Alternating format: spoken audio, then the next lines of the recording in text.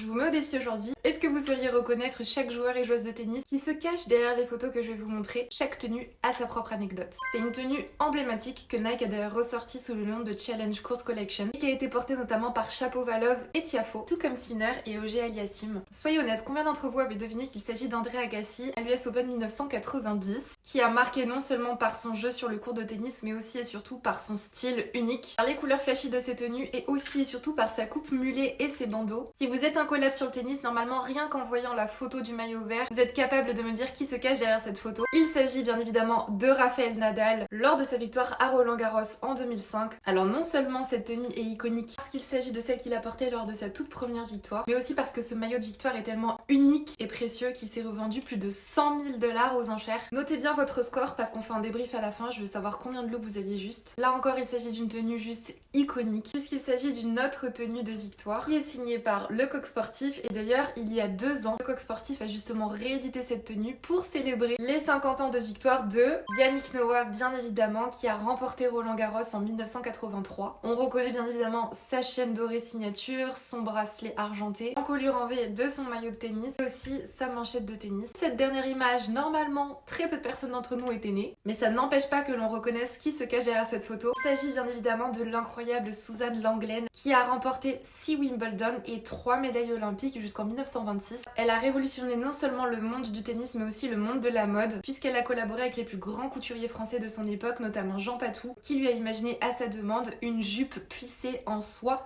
très courte pour l'époque. Suzanne Lenglen a également collaboré avec Paul Poiret, un immense couturier français, notamment connu pour avoir libéré les femmes des corsets et avoir modernisé la mode de l'époque. Débrief final, je veux pas de triche, est-ce que vous aviez tout juste?